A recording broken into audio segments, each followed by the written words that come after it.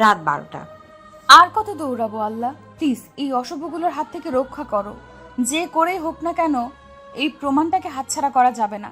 এর মধ্যেই যে হাজারো মানুষের প্রাণ জড়িয়ে আছে, একে কিছুতেই ওদের হাতে দিলে চলবে না। নিজের জীবন গেলে যাক, তবুও যেন এই প্রমাণ মিস্টার লিরিকের হাতে তুলে দিতে পারে। ঈশা এগুলো ভাবতে ভাবতেই এক চিপায় ঘি লুকালো। গুন্ডাগুলো এদিক ওদিক করে ঈশাকে খুঁজতে লাগলো। ঈশা চুপটি করে এক কোণে বসে আল্লাহকে ডাকতে লাগলো, যেন এদের হাতে কিছুতেই ধরা না পড়ে। গুন্ডাগুলো অনেক খুঁজেও ঈশাকে পেল না। তারপর ওদের ভাষায় ওরা বলতে লাগলো, কিরে, মেয়েটা কোথায় কোথায় হয়ে গেল? আশেপাশে আছে, খুঁজো ভালো করে, নইলে আমাদের নিস্তার নেই। বলেই ওরা অন্যদিকে চলে গেল। ঈশা হাফ ছেড়ে বাঁচলো। গুন্ডাগুলো চলে যেতে ঈশা বেরিয়ে আসলো। কিছু দূর হাঁটতেই পেছনে তাকিয়ে দেখলো আবার সেই গুন্ডাগুলো তার পেছনে আসছে। এতে ঈশার বুঝতে বাকি রইল না এটা ওদের ঈশাকে ধরার একটা ফাঁদ ছিল, আর ঈশা সেটা না বুঝে তাদের ফাঁদে পা দিয়েছে। আবার ঈশা দৌড়াতে লাগলো। গুন্ডাগুলো পিছে পিছে আসতে লাগলো। দৌড়াতে গিয়ে ঈশা পা পিছলে কাদায় পড়ে গেল। এতে ওর মাস্ক সহ পুরো শরীরে কাদা লেগে গেল। তবুও হার না মেনে উঠে আবার দৌড়াতে লাগলো। দৌড়াতে দৌড়াতে জঙ্গল থেকে রাস্তায় চলে আসলো। এই নির্জন রাস্তায় কাউকে পাচ্ছে না যে কারো কাছে সাহায্য চাইবে। ঈশাও হাঁপিয়ে গেছে অনেকটা। হঠাৎ ঈশা পিছে তাকিয়ে দেখলো একটা গাড়ি তার দিকে ধেয়ে আসছে। ঈশা চোখ বন্ধ করে সেখানে দাঁড়িয়ে রইল। আরেকটুর জন্য ঈশা গাড়ির নিচে পড়া থেকে বেঁচে গেল। ঈশা চোখ মেলে দেখলো তার সামনে একটা ব্ল্যাক কালার কার, আর সামনে ড্রাইভার বসে আছে। পেছনে নিশ্চয়ই মালিক বসে থাকবে, তার কাছে হেল্প চাই, দেখি হেল্প করে কিনা। যেই ভাবা সে কাজ। ঈশা গাড়ির পেছনের সিটে জানালার কাছে টোকা দিলেন। সাথে সাথে কাঁচটা খুলে গেল। সামনের মানুষটার দিকে তাকে ঈশা অবাক। এসে কাকে দেখছে, কারণ গাড়িতে যিনি বসে আছে তিনি থাইল্যান্ডের নাম করা টপ 1 বিজনেসম্যান আর মডেল রিয়ান হার্স। ঈশা এত কিছু না ভাবে রিয়ানকে ইংলিশে বলল, প্লিজ আমাকে বাঁচান, কিছু গুন্ডা আমার পিছে পড়েছে। Are you mad? আমি কেন আপনাকে সাহায্য করতে যাব? প্লিজ। হ্যাঁ। যখন ঈশা বলতে চাইলো তখন হঠাৎ খেয়াল করলো গুন্ডাগুলো জঙ্গল থেকে বেরিয়ে এসেছে আর ঈশাকে খুঁজছে। তাই ঈশা আর রিয়ানের অনুমতি না নিয়ে গাড়ির দরজা খুলে ভেতরে ঢুকে পড়লো এবং লুকিয়ে পড়লো। আরে আরে, কি করছেন আপনি? এভাবে কেউ ঢুকে পড়ে? আর আপনার পোশাকের অবস্থাও কত বিশ্রী। প্লিজ এদের হাত থেকে আমায় বাঁচান প্লিজ। হাত জোর করে মিনতি করতে লাগলো ঈশা। ছলছল দৃষ্টিতে তাকে মিনতি করলো। রিয়ান ঈশার দিকে কিছুক্ষণ তাকিয়ে ভাবলেন এবং বললেন, ওকে, আমি তোমায় হেল্প করব। ঈশা এতে খুশি হলো। ঈশার মুখে এখনো মাস্ক। ওই লোকগুলো গাড়ির কাছে এসে ঈশার মতো করেই জানালায় কাঁচে টোকা দিল। রিয়ান কাঁচ খুলে দিল এবং এমন ভাব করলো যে সে কিছুই জানে না। তারপর ওরা ওদের ভাষায় রিয়ানকে জিজ্ঞেস করলো, স্যার, এখান দিয়ে একটা মেয়ে যাচ্ছিল, আপনি কি তাকে দেখেছেন? না, দেখিনি। তাহলে এত রাতে এখানে কি করছেন? It's none of your business. আরে চুপ, এখানে থাকলে আমাদের কি? Sir please don't mind. It's okay. বলে ওরা অন্যদিকে চলে গেল আর রিয়ান কাঁচটা লাগিয়ে দেয়। ঈশা লুকিয়ে থাকায় গুন্ডুগুলো তাকে দেখতে পায়নি। থ্যাংক ইউ সো মাচ আমায় এদের হাত থেকে বাঁচানোর জন্য। It's okay. এখন বলো, তোমার আর কোনো হেল্প লাগবে? বেশি লাগবে না, আপনি শুধু আমাকে এই জঙ্গলের রাস্তা থেকে বের করুন, মেইন রোডে গিয়ে নামিয়ে দিয়েন। আমি সেখান থেকে ট্যাক্সি করে আমার গন্তব্যে চলে যাব। এখন রাত 1:39 বাজে, আপনি কি করে ট্যাক্সি পাবেন? আর আপনার পোশাকও তো নোংরা হয়ে আছে। এইটা আপনাকে ভাবতে হবে না, আমি ম্যানেজ করে নিতে পারবো। ওকে, তোমার যা ইচ্ছে। রিয়ান ভুল করে বাংলা বলে ফেললো। বাংলা বলায় ঈশা অবাক চোখে রিয়ানের দিকে তাকালো। তার মানে আপনি বাঙালি? তুমিও? হ্যাঁ। তাহলে তো ভালোই হলো, তাহলে যাওয়া যাক। হ্যাঁ অবশ্যই। ড্রাইভার চলো। ড্রাইভার গাড়ি স্টার্ট দিল। ঈশা সেভাবে বসে রইল আর এদিক সেদিক তাকতে লাগলো। এতে রিয়ান জিজ্ঞেস করলো, কি ব্যাপার, ওখানে কেন বসে আছো? সিটে বসছো না কেন? জায়গাটা আমার জন্য কোনো মতেই সেফ না, তাই এখান থেকে উঠতে পারবো না। বাই চান্স যদি কেউ দেখে ফেলে আমার নিস্তার নেই। ওরা কেন তোমায় ধরতে চাইছে? মারতে। হোয়াট? যা বলেছি তাই। কিন্তু কেন? ক্ষমা করবেন, এখন আমি কাউকে কিচ্ছু বলতে পারবো না। ওকে, তোমায় জোর করবো না। থামান থামান, এখানেই নামবো আমি। কিন্তু আশেপাশে তো কোনো ট্যাক্সি তো দূর, কোনো জনমানুষও নেই। ঈশা জানালা দিয়ে বাইরে তাকিয়ে দেখলো। সত্যি তো কোনো ট্যাক্সিও নেই। আর ট্যাক্সি না থাকলে মিস্টার লিরিকের কাছে যাবই বা কি করে? এই প্রমাণটা তো আজকেই দিতে হবে। কি হলো, কি ভাবছো? আচ্ছা, আপনি আমায় এই ঠিকানায় নিয়ে যেতে পারবেন? হ্যাঁ, অবশ্যই। জি, ধন্যবাদ আপনাকে। ওখানে কি আপনার বাসা? না, তাহলে এত রাতে ওখানে কেন যাচ্ছেন? কাজ আছে। কাজ, তাও এই রাতে? সেটা আপনাকে ভাবতে হবে না। ওকে, অ্যাজ ইউর উইশ। এরপর আরো দুজনের মধ্যে কোনো কথা হয়নি। এদিকে মেয়েটাকে পেলে? না বস, হাতছাড়া হয়ে গেছে। হোয়াট স্টুপিড, কি করে হাতছাড়া হলো? জানি না বস, হঠাৎ চোখের সামনে থেকে উধাও হয়ে গেল। স্টুপিড, ওটা একটা মানুষ, কোনো উদ্ভিদ প্রাণী না যে চোখের সামনে থেকে উধাও হয়ে যাবে। বস, আমরা তো চেষ্টা করছি। একটা সামান্য মেয়েকে তোমরা ধরে আনে আমার সামনে আনতে পারলে না, আবার তর্ক করছো। Sorry boss. আর কথা না বলে ফোন কেটে দিল। এদিকে রিয়ান ড্রাইভারকে চোখের ইশারা করতেই গাড়ি থামিয়ে দিল আর ঈশা ধন্যবাদ দিয়ে চলে গেল। আরে তোমার নামটা যা চলে গেল। মেয়েটা সত্যি অদ্ভুত, কোনো কথাই তেমন বলতে চায় না। কি জানে এই মেয়েকে মারতে চায়। আর মেয়েটার পুরো চেহারাও দেখতে পারলাম না। ড্রাইভার গো নাও। এদিকে ঈশা চারদিক ফিরে ফিরে দেখতে লাগলো কেউ আছে কিনা সেটা। চারপাশে ঘুরে ফিরে তাকিয়ে অবশেষে মিস্টার লাকিন এর বাসায় পৌঁছালো ঈশা।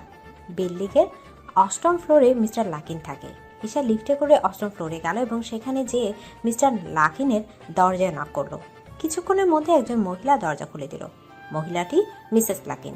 ঈশা তাকে থাইল্যান্ডের ভাষায় বলল, সেন সামরাত পাহাব কপ ক্রুদিমাই, আমি কি স্যারের সাথে দেখা করতে পারি? মহিলার অনুমতি পেয়ে ভেতরে ঢুকলো ঈশা। বাংলাদেশের মতো ওদের দেশের তেমন কোনো মিল নেই। রাত 1টা-2টার সময় কোনো মেয়ে বাইরে থাকা কোনো ব্যাপারই না। ভেতরে এসে দেখে মিস্টার লাকিন তার স্টাডি রুমে বসে বই পড়ছেন। বই থেকে চোখ সরিয়ে ঈশার দিকে তাকালেন। ঈশাকে দেখে বই রেখে এক প্রকার দৌড়ে আসলেন মিস্টার লাকিন। মিলাক রামথুন মাই, প্রমাণ পেয়েছো? সাইসার স্ট্রাকচার বলে ঈশা প্রমাণটা মিস্টার লাকিনের দিকে এগিয়ে দিলেন। লাকিন পুরোটা দেখে বললেন, রামথুন থি সবরবুন বেব, একদম পারফেক্ট প্রমাণ। Thanks professor. চা থা সাং ইয়ারিং দি। এখন কি করবা? ক্লাব বান, বাসায় যাব। খুমছা মি দি ট্যাক্সি সন ডুক। এত রাতে কোনো ট্যাক্সি তো পাবে না। পিসা মেল পো মাই থাং খাংওয়েল খাপখুন। পাবো প্রফেসর, আপনি চিন্তা করবেন না। সান মাই সামরাত চাক খুনপি খন দিও। আমি তো তোমাকে একা ছাড়তে পারি না। It's okay professor, I will save myself. মাই খুন খাপ রথ খাং সাং। না, তুমি আমার গাড়ি করে যাও। But professor. No more excuse. ঈশার কিছু বলল না। ওনার গাড়ি করেই সে রাতে ঈশা বাসায় চলে আসে। বাসায় এসে শাওয়ার নিয়ে জামা কাপড় ওয়াশিং মেশিনে ধুয়ে নিল। সূর্য উঠে গেছে। ঈশা সারা রাত একদমই ঘুমাতে পারেনি। তাই ঘুম পাচ্ছে, কিন্তু ঘুমাতে পারবে না, কারণ আবারও ডিউটি আছে। ও হ্যাঁ, আপনাদের তো গল্পের নায়িকার পরিচয়টাই দিলাম না। ঈশা হলো গল্পের নায়িকা। ব্যাংককের ছোট একটি শহরে থাকে। ছোটবেলায় মা মারা যায় আর বাবা 2 বছর আগে। ঈশার জন্ম ব্যাংককেই। বাবা মা বাঙালি, তাই সেও বাংলা ভাষায় কথা বলে, কিন্তু অনেক ক্ষেত্রে এই থাই ভাষার প্রয়োজন হয়, তাই সেটাও শিখে নিয়েছে। সেখানকার কালচারেই ঈশা বড় হয়েছে। অনেক কষ্ট লেখাপড়া করেছে ঈশা। বাবাই ছিল ঈশার সব কিছু, কিন্তু তার বাবাও তাকে একা করে চলে গিয়েছে। রিফার বাবার শেষ স্মৃতি রিফার ছোট্ট বাসাটাই। আর রাতে যে প্রমাণটার কথা হচ্ছিল সেটা অনেক বড় ক্রাইমের ছিল, যেটা ঈশা দায়িত্ব নিয়ে প্রমাণটা জোগাড় করেছে। এরপর দেখতে থাকুন। সব বলে দিলে হবে না তো। ঈশা ছোট একটা জব করে। ঈশা রাধার সময় পায়নি, তাই কোনো রকম কাপ নুডলস খেয়ে রেস্টুরেন্টে চলে আসে। হ্যাঁ, ঈশা একটি রেস্টুরেন্টের ওয়েটার হিসেবেই কাজ করে, সকাল 10টা থেকে বিকেল 5টা। কাল ঈশা রেস্টুরেন্টের কাজ সেরেই প্রমাণ জোগাতে গিয়েছিল। বেচারি অনেক টায়ার্ড, তাই ঘুমে বারবার দুলছে। এই ঈশার দোলুনি দেখে রাতে কু বলতে লাগলো। থাই ল্যাঙ্গুয়েজই বলল, তুমি ঠিক আছো Isha? Yes, I am all right. I think তোমার ঘুম আসছে। আমি কফি বানিয়ে আনছি, ওয়েট। আরে না না, রাতে কু বললাম তো, আমি ঠিক আছি। কফি বানানোর কোনো প্রয়োজন নেই। তুমি ভালো করেই জানো ম্যাম কি রকম। ম্যাম দেখলে বড় গন্ডগোল হয়ে যাবে, তাই যা বলছি তাই করো। ম্যাম ওর কথা শুনে ঈশা চুপসে গেল, কারণ ওদের ম্যাম অনেক রাগী এবং বদমেজাজি। একটু এদিক ওদিক হলেই রাগারাগি শুরু করে দেয় এবং জবটা করতে দেয় না। তেমন কেউই টিকতে পারে না এই ম্যামের মেজাজের কাছে। যারাও টিকে তারাও ভয় ভয় থাকে, যেমন ভয় ঈশাও পাচ্ছে। তবে ঈশা আর রাতিকুই একমাত্র মেয়ে যারা গত 1 বছর ধরে এখানেই আছে। রাতিকু কিছুক্ষণের মধ্যে কফি এনে ঈশাকে দিল। ঈশা চুপচাপ সেটা খেয়ে নিল। খাওয়ার পর ঈশা রিল্যাক্স ফিল করতে লাগলো। হঠাৎ টিভি নিউজে সবাই যা দেখলো তাতে সবাই খুশিতে মেতে উঠল এবং ঈশার মুখে হাসি ফুটল। আল্লাহ, তোমার দরবারে অসংখ্য শুক্রিয়া, আমি পেরেছি আমার কথা রাখতে। ইয়েস।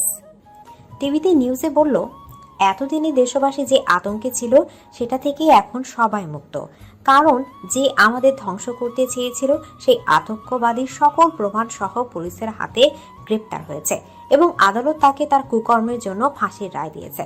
তারপর টিভিতে মিস্টার লাকিনকে দেখালো, কারণ কেসটা তার হাতেই ছিল। ওনার থেকে দায়িত্ব নিয়ে প্রমাণ জোগাড় করেছে এবং তা মিস্টার লাকিনের হাতে সঠিক সময়ে পৌঁছে দিয়েছেন। মিস্টার লাকিনকে একজন জার্নালিস্ট প্রশ্ন করলো, স্যার, আপনি এত বড় প্রমাণ কি করে পেলেন? একজন এই প্রমাণের দায়িত্ব নিয়েছে, আর সেই তার জীবনের ঝুঁকি নিয়ে এত বড় প্রমাণ জোগাড় করেছে। আমরা সবাই তার কাছে কৃতজ্ঞ। আমার এবং পুরো দেশবাসীর তরফ থেকে তাকে অসংখ্য ধন্যবাদ জানাচ্ছি। বলে উনি আর কিছু না বলে জার্নালিস্টদের ইগনোর করে তার গাড়িতে করে চলে গেল। ধন্যবাদ ঈশা অনেকটাই খুশি হলো, কিন্তু কাউকে প্রকাশ করলো না। নিউজ দেখার পর ঈশা তার কাজে মন দিল। হঠাৎই ম্যাম আসলো এবং কাস্টমারদের বলতে লাগলো, আপনাদের আর কিছু লাগবে? আই মিন, সব ঠিক সময় মতো পরিবেশন করতে পেরেছি তো? না, সব সঠিক সময় পেয়েছি। থ্যাঙ্কস স্যার, আসার জন্য। বলে ম্যাম ঈশাদের দিকে যেতে লাগলো। ঈশা অর্ডার নিচ্ছিল, তখন অর্ডার নিয়ে ম্যামের কাছে যায়। কি ঈশা, সব ঠিকঠাক করেছে তো? Yes ma'am. Good girl. বলে ম্যাম অন্যদিকে চলে গেল। এদিকে রিয়ান, ওঠ, আর কত ঘুমাবি? আর একটু ঘুমাতে দে না বোন। আর কত ঘুমাবি? তোর না অফিস আছে? দেরি হয়ে যাচ্ছে তো। অফিসে কথা শুনে রিয়ান লাফ দিয়ে উঠল। কয়টা বাজে? 10:48। হোয়াট? হোয়াট? আমি তো তোকে কতক্ষণ ধরেই ডাকছি।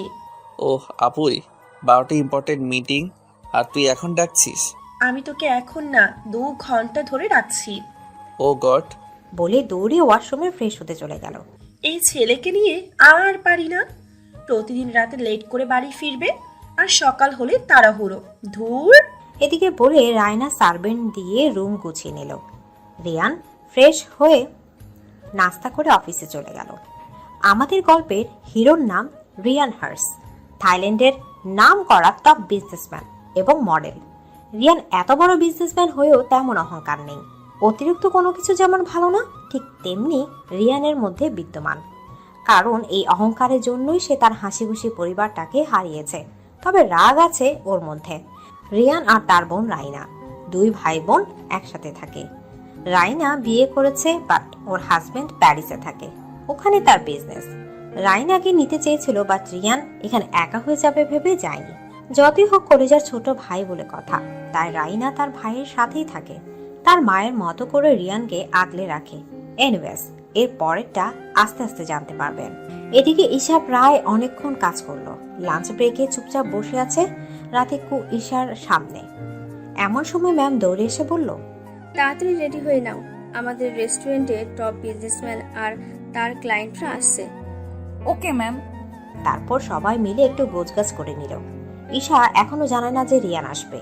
কিছুক্ষণের মধ্যে 2টা সাদা কার এবং 2টা কালো কার রেস্টুরেন্টের সামনে এসে পার্ক করলো। তারা রেস্টুরেন্টে ঢুকতেই সবাই ওয়েলকাম স্যার বলে উঠল। ঈশাও করলো। তারপর মাথা উঠিয়ে দেখে রিয়ান। রিয়ানকে দেখে তো ঈশা অবাক। পালানোর চেষ্টা করলে পরক্ষণে মনে পড়ে থাকে তো রিয়ান দেখেনি। তাই ঈশা হাফ ছেড়ে বাঁচল। রিয়ান ভেতরে গিয়ে এক কোণায় গেল। বডিগার্ডসরা চেয়ার টেনে দিতে রিয়ান এবং তার ক্লায়েন্ট বসে পড়ল। ক্লায়েন্ট রিয়ানকে ইংলিশে জিজ্ঞেস করলো, মিস্টার হার্স, এই রেস্টুরেন্টটা কি আপনার? না, আমার আন্ডারে আছে, কিন্তু এর মালিক অন্য কেউ। ও, তা ডিলের ব্যাপারে ডিসকাস করা শুরু করি। Yeah sure. তারপর দুজন আলোচনা করতে লাগলো। ঈশা একটু দূরে কাজ করছিল, তখন ঈশার কাছে একজন বডিগার্ড আসলো। 2 কাপ কফি পাঠিয়ে দেন। Okay sir.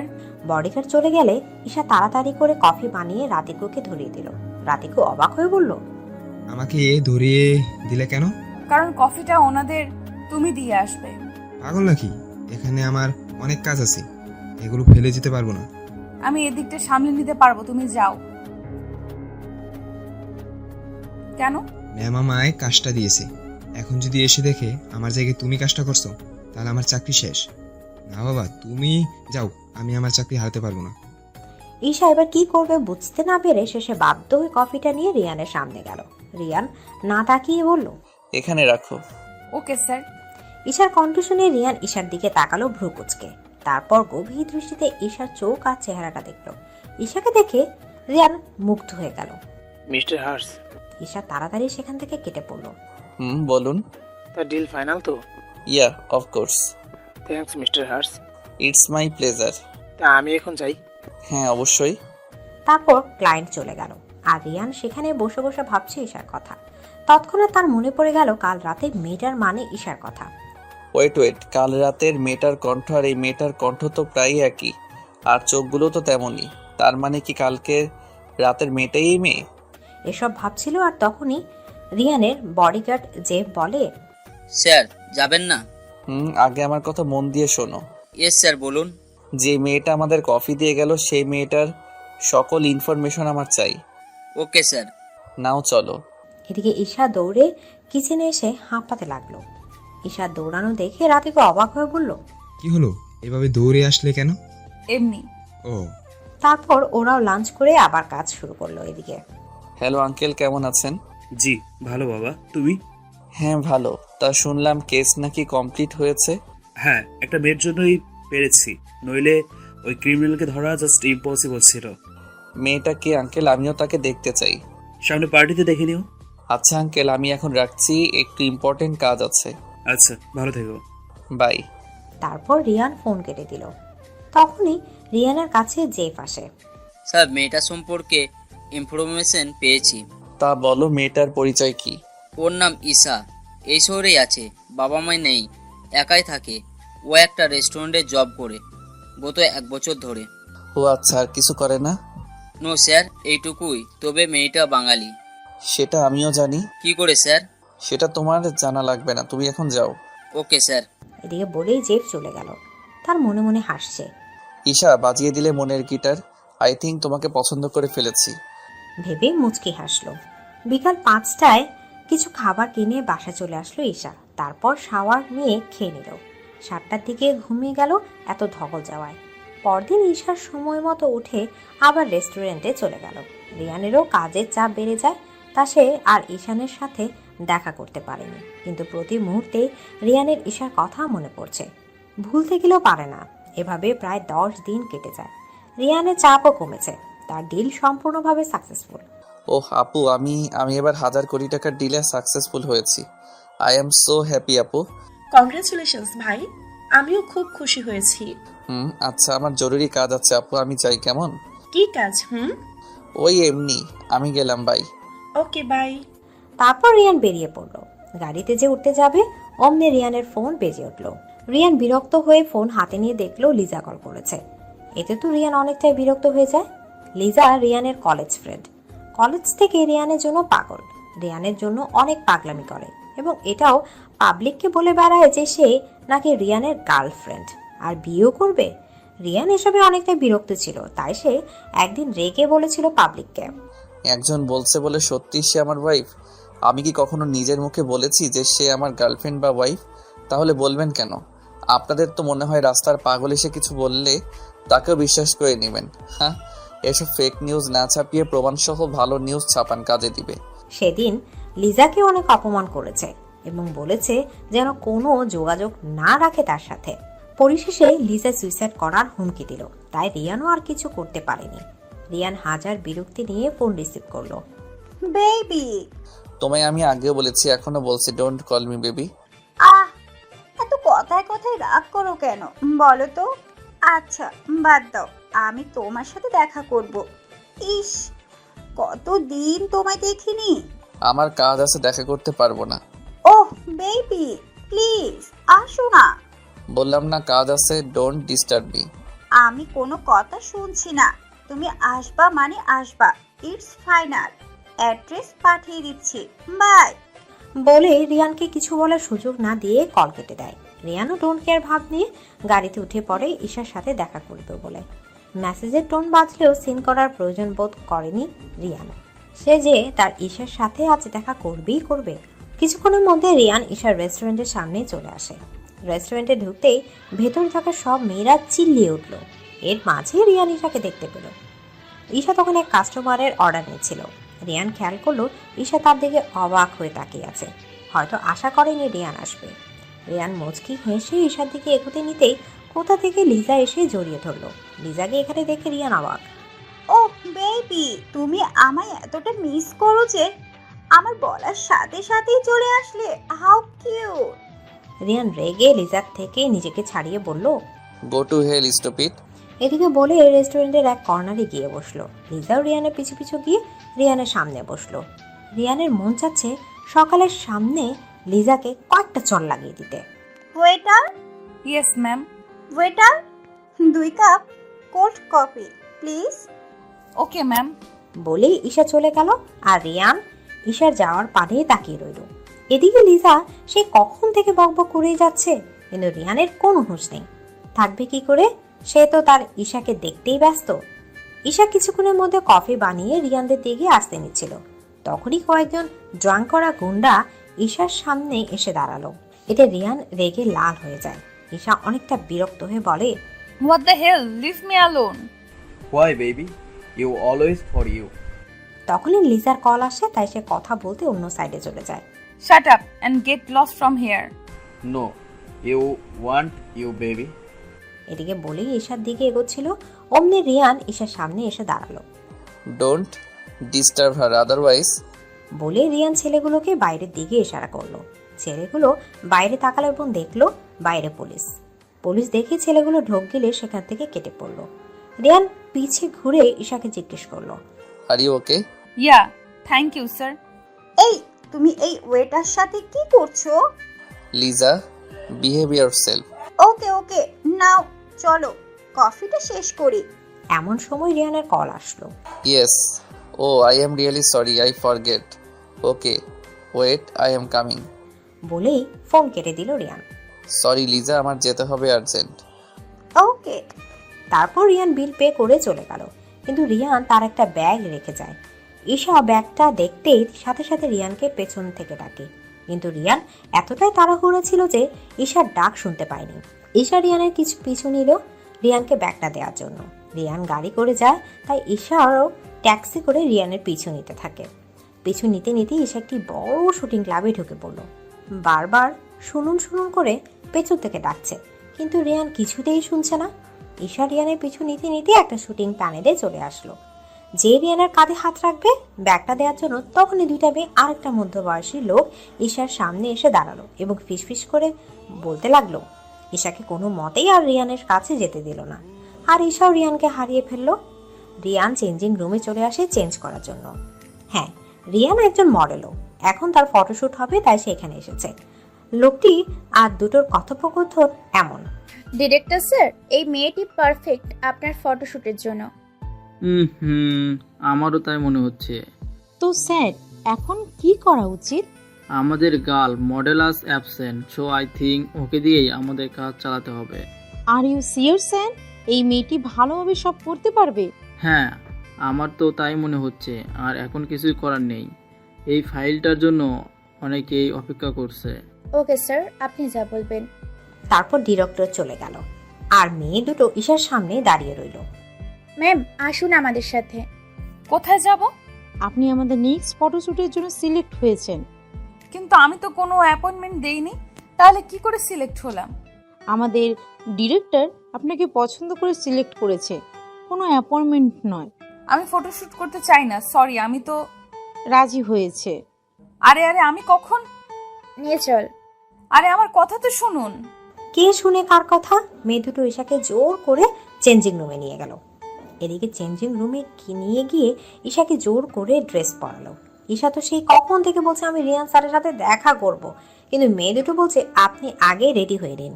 ঈশাকে জোর করে মেকআপ আর্টিস্টের কাছে নিয়ে গেল। প্রায় 2 ঘন্টা ঈশার সাথে যুদ্ধ করলো মেয়ে দুটি। হয়েছে হয়েছে, অনেক করেছেন আপনারা। এখন আমার কথা শুনেন, এই ব্যাগ দিতে এসেছি রিয়ান হার্সকে, এর বেশি কিছু না। Got it? ম্যাম, আপনি যদি এখন চলে যান আমাদের চাকরি চলে যাবে, আর চাকরি চলে গেলে আমরা খাবো কি? আর আমার মা, তার চিকিৎসা করব কিভাবে? তাই ম্যাম প্লিজ আমাদের কথা ভেবে এইটুকু উপকার করুন প্লিজ ম্যাম, প্লিজ। সত্যিই তো ওদের পরিবার আছে, ওদের পরিবারে হাসি ফোটাতে হয় দিনরাত অক্লান্ত পরিশ্রম করে। আমার জন্য ওদের পরিবারের খুশিটা কি করে ছিনিয়ে নিতে পারি? না, এটা কোনো মতেই সম্ভব না। ওকে, আমি তোমাদের কথা রাখবো। সত্যি ম্যাম? হ্যাঁ, এখন বলো আমায় কি করতে হবে? আসুন আমাদের সাথে। ওকে, তো তোমাদের নামই তো জানা হলো না। আমি রত্না আর ও পিহা। ও, আপনার নামও তো জানা হলো না। ও হ্যাঁ, আমি Isha. So cute name. Thanks Piha. এদিকে ও ডিরেক্টর স্যার, আর কতক্ষণ ওয়েট করব? আরেকটু আসলে আপনার সাথে যার শ্যুট করার ছিল সে আজ অ্যাবসেন্ট, তাই অন্য কাউকে ঠিক করা হয়েছে। ও এখন যা করার তাড়াতাড়ি করুন, আমারও সময়ের দাম আছে। আচ্ছা স্যার। রিয়ান বারবার ঘুরে দেখছে আর ভাবছে কখন যে শুট শেষ হবে আর কখন তার ঈশার সাথে দেখা করবে। কিছুক্ষণ অপেক্ষা করার পর সামনে তাকিয়ে রিয়ান অবাক, নিজের চোখকে বিশ্বাস করতে পারছে না। এসে কাকে দেখছে? আসলে সত্যি না স্বপ্ন দেখছে ভেবে একবার চোখ বুঝে আবার চোখ দুটো খুললো। না, সে ভুল দেখছে না, এটা ঈশা। হ্যাঁ, কোনো ভুল নয়। ঈশাকে রিয়ান হা হয়ে দেখছে। ঈশা একটি ওয়েডিং ড্রেস পরে আসছে, পুরোই হোয়াইট এঞ্জেল লাগছে ঈশাকে। ঈশার এতক্ষণে রিয়ানের দিকে চোখ গেল। রিয়ানকে দেখে ঈশা অবাক, তবুও কিছু প্রকাশ করতে পারছে না। তারপর ঈশাকে রিয়ানের পাশে দাঁড় করায়। রিয়ান আস্তে আস্তে জিজ্ঞেস করলো, তুমি এখানে কি করছো? নাচছি। আপনার কোনো সমস্যা? কই নাচছো? আমি তো দেখছি তুমি দিব্যি দাঁড়িয়ে আছো। তাহলে জিজ্ঞেস করছেন কেন? কে যেন বলেছিল বাঙালি মেয়েরা ঝগড়াটা হয়, এখন তো দেখছি তাকে নোবেল দেওয়া উচিত। ঈশা চরম রেগে রিয়ানকে জোরে চিমটি দিল। এতে রিয়ান লাফিয়ে উঠল। রিয়ানের লাফানোর দিকে ডিরেক্টর উত্তেজিত হয়ে বলল, কি হলো মিস্টার হাস, এনি প্রবলেম? না, তেমন কিছু না, মনে হয় পিঁপড়া কামড়িয়েছে। আপনাদের যা করার তাড়াতাড়ি শুরু করুন। স্যার, ম্যাম এভাবে পোজ দিন। ওকে, তো ডার্লিং পারবে তো? Mind your language mister Hearts. Okay. তার ফটোগ্রাফার ঈশাকে বলল রিয়ানের কাঁধে হাত রাখতে বলে, আর রিয়ানকে বলে ঈশার কোমরে হাত দিতে। এটা শুনে ঈশার শরীর দিয়ে কেমন যেন শীতল হাওয়া বয়ে গেল। রিয়ান মুচকি হেসে ঈশার কোমরে হাত দিল। এতে ঈশা কেঁপে উঠে আর রিয়ান হাসে। কি হলো, আমার কাঁধে হাত দাও। ঈশা আস্তে আস্তে চোখ মেলে মাথা নাড়ালো আর কাঁপা কাঁপা হাতে রিয়ানের কাঁধে হাত রাখলো। দুজনের অনেকটাই কাছে। ঈশা ভারী ভারী নিঃশ্বাস ফেলছে, কারণ এই প্রথম কোনো ছেলের এত কাছে সে। ঈশার এমন নিঃশ্বাস নেওয়াটা রিয়ানের খুব ভালো লাগছে। ফটোগ্রাফার পিক তুলছে, পিয়া আর রত্না ডিরেক্টরকে বলছে, দেখেছেন স্যার কত কিউট কাপল? হ্যাঁ, তা তো দেখতেই পারছি। স্যার, আপনার পছন্দ আছে বলতে হবে। নাও নেক্সট শুটের পালা। তারপর রিয়ান আর ঈশা আরো কিছু শুট করে। শুট করতে করতে প্রায় সন্ধ্যা হয়ে যায়। শুট শেষ হতেই ঈশা চেঞ্জিং রুমে চলে যায় চেঞ্জ করতে। চেঞ্জ সেরে বাইরে এসে দেখে রত্না আর পিহা ঈশার জন্য অপেক্ষা করছে। রত্না মুচকি হেসে বলল, থ্যাঙ্কস ম্যাম, আমাদের কথা রাখার জন্য। আপনি সত্যি আমাদের আজ অনেক বড় উপকার করেছেন। এটা কোনো ব্যাপার না, তোমাদের জন্য করতে পেরে আমি অত্যন্ত খুশি। আচ্ছা, এখন আমি যাই, কেমন?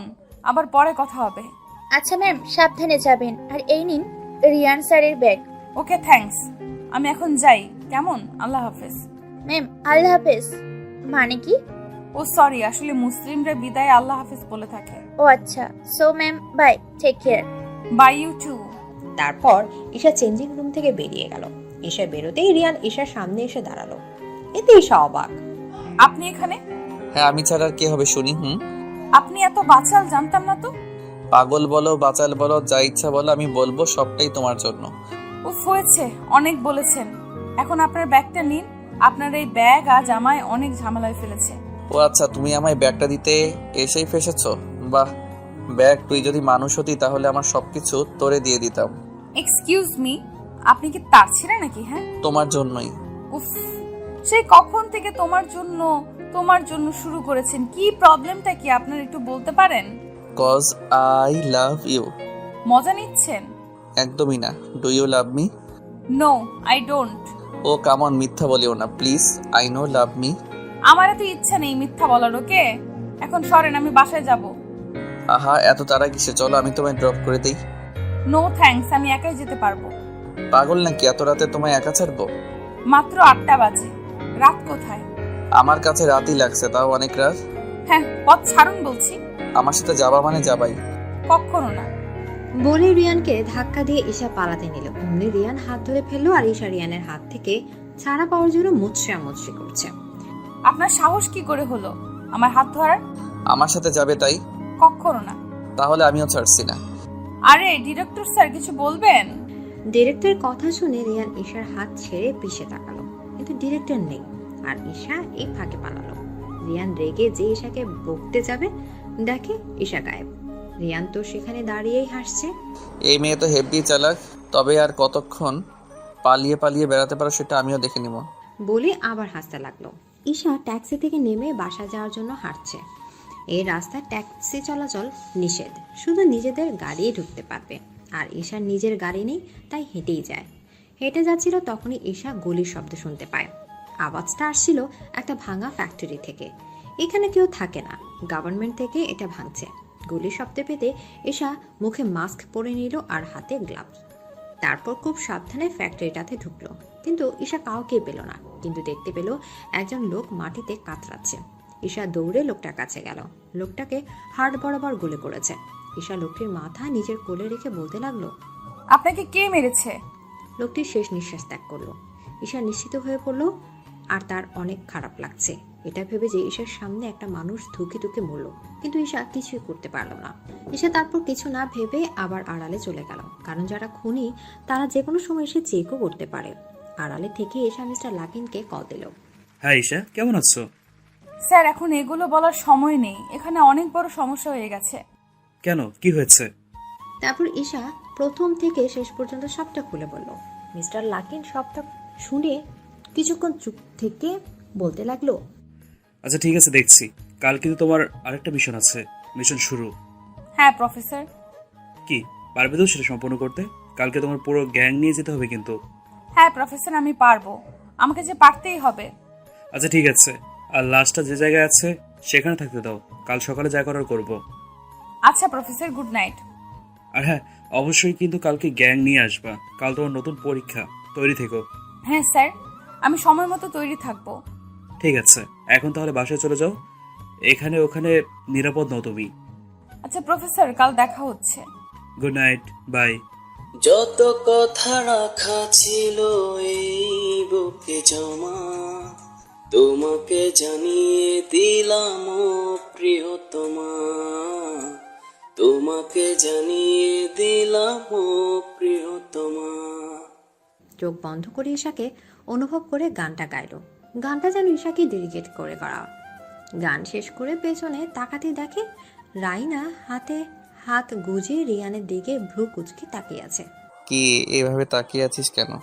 যে 4 বছরেও একবারও গিটার ছুঁয়ে দেখিসনি, সে আজ গিটার বাজিয়েছে, আবার সাথে গান। হাউ পসিবল ইয়ার? তুই জানলি কি করে আমি গান গেয়েছি? আমার রুম থেকেই শুনতে পেলাম। দেন এখানে এসে দেখি তুই গাচ্ছিস। প্রেমে পড়েছিস বুঝি? ও কেমন প্রেম, তাও আমি ইটস নট ফেয়ার দিই। সেটা আমার ভালোই বোঝা হয়ে গেছে। কোনটা কি এখন বলবি, না তোর পিছে গোয়েন্দা লাগাবো? উফ জি ভাই।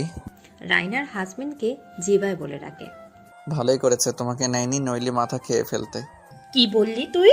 ঠিকই তো বললাম, জি ভাই নিজে বাঁচার জন্য আমার ঘরে চাপিয়ে দিয়ে গেছে। তবে রে বলে রিয়ানের দিকে তেড়ে গেল, আর রিয়ান রাইনাকে একটা টেডি বিয়ার ধরিয়ে দিল। রাইনা তো টেডি বিয়ার দেখে সেই খুশি, আর রিয়ান বেচারা হাফ ছেড়ে বাঁচল। রাইনা কিছুক্ষণ টেডি বিয়ারের দিকে দেখে নিল, তারপর বলল, আজ টেডি বিয়ারটা দিলি বলে মারের হাত থেকে বেঁচে গেলি, কিন্তু আমি এখনো রেগে আছি। কিভাবে ভাঙাবো? সত্যি বলতে হবে। মিথ্যা কবে বললাম? আবার? ওকে ওকে কুল, এখন বল কি বলবি। কাউকে ভালোবাসিস? তোর থেকে যেহেতু আর লুকাতে পারবো না সেহেতু বলেই দিই। অবশ্যই অবশ্যই। তাহলে আমার উত্তর হলো হ্যাঁ। Like seriously? তুই আবার ভালোবাসা? কেন ভালোবাসতে পারি না বুঝি? আচ্ছা বল কেমন দেখতে, আর নাম কি? নাম ঈশার, দেখতে কেমন সেটা না হয় পরে দেখবো। ঠিক আছে, তা মেয়েটা ঈশা কি করে? রেস্টুরেন্টের ওয়েটার। হোয়াট? সামান্য একটা ওয়েটারের প্রেমে পড়লি তুই? জানিস ওর কাজের থেকে ওর কথাবার্তা, মায়াবী ফেস, রাগী ফেস, মানে কি বলবো, সবকিছু আমার বদভ্যাস হয়ে দাঁড়িয়েছে। রিয়ানকে এমন আনমনা দেখে রাইনা মুখ টিপে টিপে হাসছে, আর ভেতরে অনেক খুশি হলো এটা ভেবে যে তার ভাইটা একজন ভালো বাসার মানুষ পেয়েছে। তার মায়ের মৃত্যুর পর রিয়ান গান গাওয়া ছেড়ে দিয়েছে, আর আজ সেই রিয়ান মন খুলে গান গেয়েছে। আচ্ছা, অনেক বলেছিস, এখন খেয়ে ঘুমিয়ে পড়, অনেক রাত হয়ে গেছে। ওকে, গুড নাইট। গুড নাইট বলে রাইনা চলে গেল, আর রাইনা চলে যেতেই রিয়ান লাইট বন্ধ করে ঘুমিয়ে পড়ল। এদিকে হ্যালো ম্যাম। হ্যাঁ ঈশা বলো। আসলে আমার সর্দি জ্বর হয়েছে, তাই কিছুদিনের জন্য ছুটি চাইছি। আমি কি ছুটি পেতে পারি ম্যাম? ও সো স্যাড। হ্যাঁ অবশ্যই তুমি রেস্ট নাও আর মেডিসিন নেবে ঠিক মতো, বুঝলে? হ্যাঁ ম্যাম, ভালো থাকবেন। তারপর ঈশা ম্যামের ফোন কেটে দেয়। ফোন হাত থেকে রেখে আকাশের দিকে তাকিয়ে রইল। আল্লাহ, কাল থেকে আমার আরেক পরীক্ষা, আমি পারবো তো? আমার কাজটা ঠিক মতো করতে পারবো তো? আমার বাবা, কাল থেকে তোমার মতোই একটা নাম হবে আমার। তোমার সম্মান আর কঠোর পরিশ্রমের জন্যই আমি এই পথে যাচ্ছি। পারবো তো তোমার মতো করে কাজ করতে? এসব ভাবতে ভাবতে ঈশার গাল বেয়ে 2 ফোঁটা জল গড়িয়ে পড়ল। তারপর তাড়াতাড়ি শুয়ে পড়ল, নইলে কাল যেতে লেট করে ফেলবে। পরদিন সকালে ঈশা ঘুম থেকে উঠে ফ্রেশ হয়ে নিল। তারপর নিজের রুমে গিয়ে একটি ফুলদানি হাতে নিল। সাথে সাথে সব দরজা জানালা খুলে গেল। সেটা থেকে আস্তে আস্তে সিঁড়ি দিয়ে নেমে চলে এলো, যাকে বলে আন্ডারগ্রাউন্ড হোম। এটা সম্পূর্ণ ঈশার বাবার তৈরি। উপরে যতটা সাধারণ, ওদের বাসার নিচে তার থেকেও বেশি আধুনিক আর সুন্দর। ঈশা যা করার এখানে করে।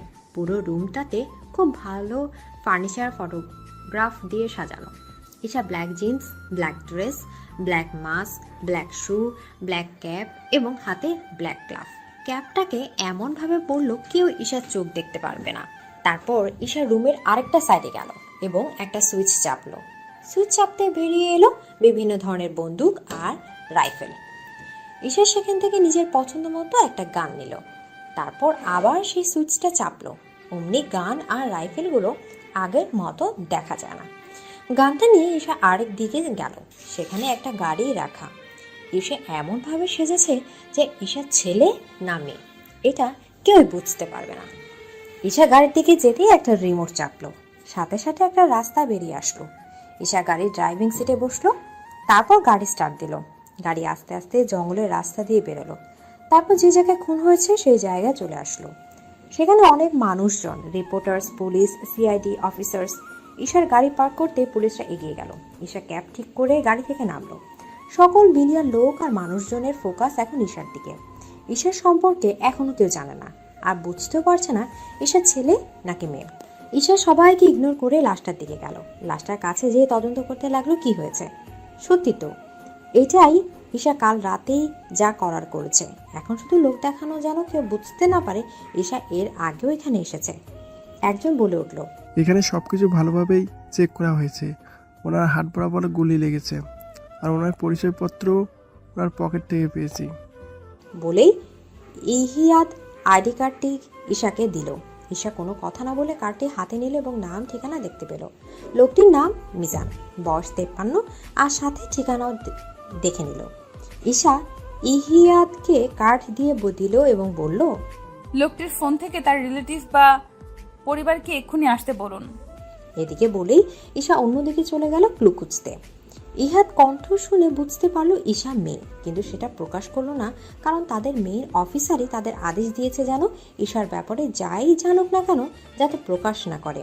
ঈশা খুঁজতে খুঁজতে রক্ত পেল, তবে সেইটা অনেকটা শুকিয়ে আছে। সেটা দেখতে আরেকজন অফিসারকে ডাকলো এবং বলল এই রক্তটা আর মিস্টার মিজানের রক্তটা মিলিয়ে দেখতে। রক্তটা এবং মিস্টার মিজানের লাশটা একজন অফিসার নিয়ে গেল। এদিকে রিয়ান অফিসে যাওয়ার আগে ঈশার রেস্টুরেন্টে গেল ঈশার সাথে দেখা করার জন্য। সেখানে রিয়ানকে দেখে রাতিকো অবাক।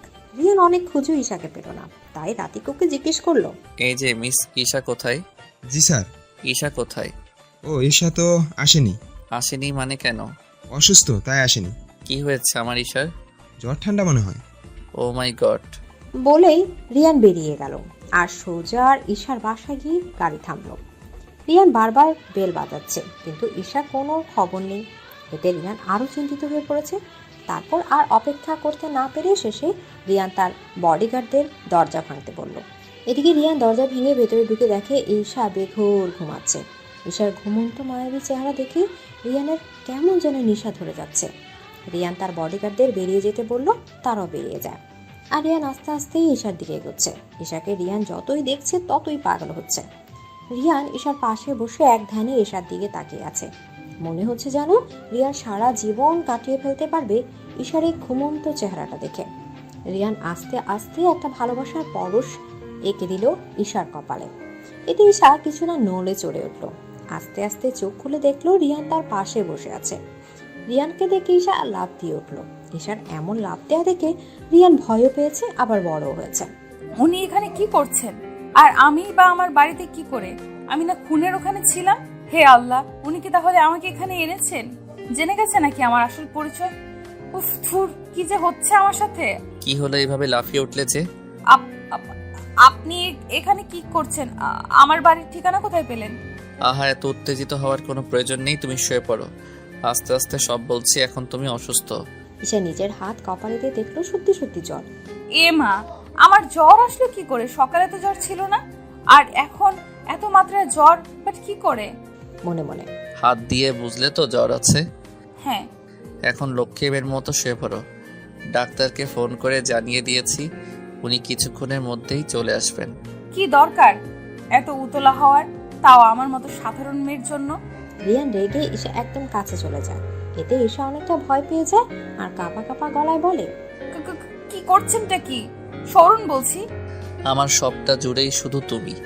তুমি আমার হৃদয়ের প্রতি কোনায় কোনায় আছো। জানো, তোমাকে ভাবতে ভাবতে কত নির্ঘুম রাত পার করেছি। তোমাকে ছাড়া এই রিয়ান হাসমিত, বুঝলে? খুব ভালোবাসি যে তোমায়, তাই তো তোমায় যত্ন করতে তোমায় সারাদিন ভাবতে বলি না। আর আমি সবসময়ই এই তোর মাঝে থাকতে চাই। এদিকে রিয়ানের কথা শুনে ঈশা পুরো স্তব্ধ। এত বড় একজন বিজনেসম্যান মডেল কিনা শুধু তার জন্য এত পাগল? এতেই বোঝা যায় রিয়ান তাকে কতটা ভালোবাসে। আপনি এখানে কি করছেন? কি করে এলেন? তোমার সাথে দেখা করার জন্য রেস্টুরেন্টে গিয়েছিলাম, সেখানে তোমায় না পাইনি। পরে জানতে পারি তুমি অসুস্থ, তাই এখানে চলে আসি। রিয়ানের কথায় ঈশা হাঁফ ছেড়ে বাঁচল। যাক, তাহলে উনি আমার ব্যাপারে কিছুই জানেন না, কিন্তু আমায় এখানে আনলো কে? স্ট্রেঞ্জ। মনে মনে ও আচ্ছা, আর ঠিকানা কোথায় পেলেন আমার? যাকে ভালোবাসি তার সামান্য ঠিকানা জানতে পারবো না বুঝি? ঈশা আর কিছু বলল না। কিছুক্ষণের মধ্যে ডাক্তার আসলো এবং ঈশা চেক আপ করলো। জ্বর এসেছে, অনেকটাই সাবধানে থাকবেন, রেস্টে থাকতে হবে, বেশি বেশি ঘুমাতে হবে, আর টাইম মেনটেন করে খেতে হবে। কিছু ওষুধ দিচ্ছি, সেগুলো আনিয়ে টাইমলি খাওয়াবেন। আচ্ছা ডাক্তার। তারপর ডাক্তার ওষুধ দিতেই সেটা নিয়ে গেল একজন বডিগার্ড। কিছুক্ষণের মধ্যে ফিরেও এলো। তারপর রিয়ানকে ওষুধগুলো বুঝিয়ে দিয়ে চলে গেল।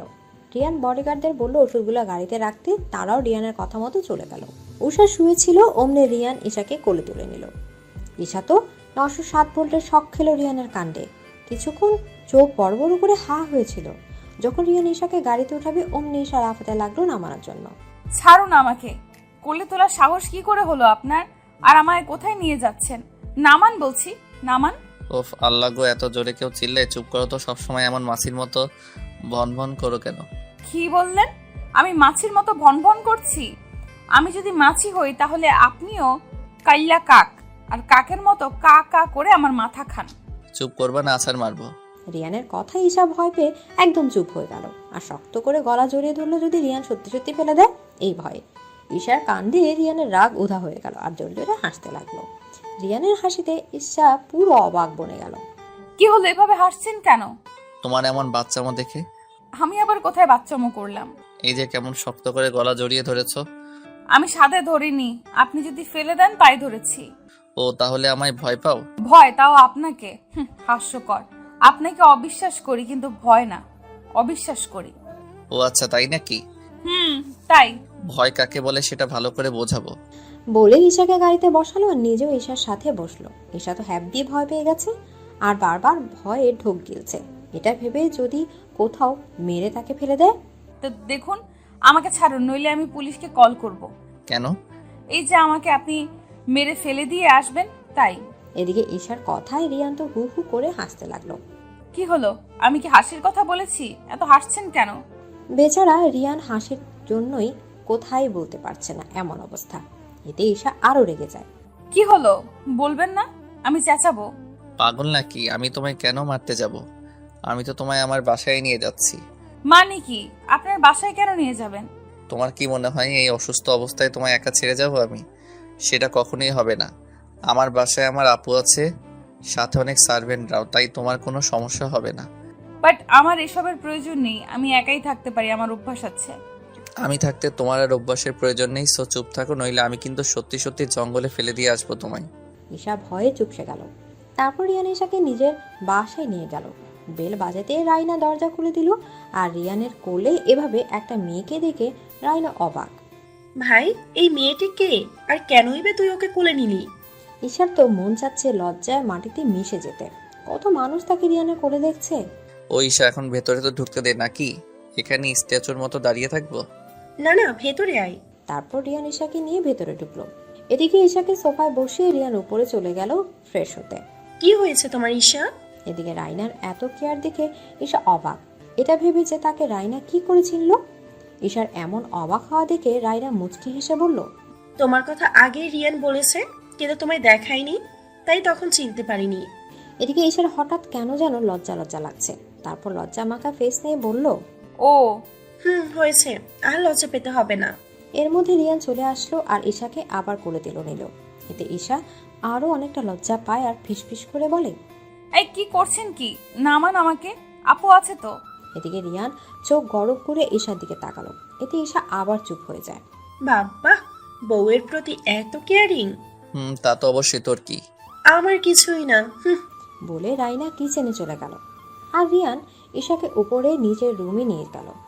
ঈশার কেন জানি না রিয়ানকে আজ খুব ভালো লাগছে। আচ্ছা, আজ ওনাকে এতটা কেন ভালো লাগছে? আমি কি তাহলে ওনার প্রেমে পড়লাম? এটা ভেবেই ঈশা মুচকি হাসলো। রিয়ান ঈশার দিকে তাকিয়ে দেখে ঈশা হাসছে, কিন্তু রিয়ান ঈশার হাসির কারণ খুঁজে পেল না। কি হলো, এইভাবে হাসছো কেন? না, কিছু না। ও, তুমি বসো, আমি তোমার জন্য খাবার নিয়ে আসছি। আচ্ছা। তারপর রিয়ান চলে গেল আর ঈশা নিজের ফোন নিয়ে একজন অফিসারকে কল দিল। ইয়েস ম্যাম, আপনি কি এখন সুস্থ? হ্যাঁ, এখন একটা কথা বলুন, আমি বাসায় পৌঁছলাম কি করে? আসলে ম্যাম, আপনি তদন্ত করতেই হঠাৎ সিনক্লেস হয়ে যান, তাই আমরা ধরাধরি করে আপনাকে আপনার বাসায় পৌঁছে দিয়ে আসি। ও আচ্ছা, তা কাজ কত দূর? হ্যাঁ ম্যাম, মোটামুটি ভালোই। আর জানা গেছে বদলোকটি গুলিতেই মারা যায়। সেটা আমিও জানি। অন্য নিউজ বলুন। এই রক্তের ডিএনএ আর মিস্টার মিজানের ডিএনএ কি ম্যাচ করেছে? নো ম্যাম, সেই রক্তটি অন্য কারো, হয়তো খনি। তবে হ্যাঁ, জানা গেছে মিস্টার মিজান মারা যাওয়ার পূর্বে খনিটার সাথে যথাযথ করেছে নিজেকে বাঁচানোর জন্য।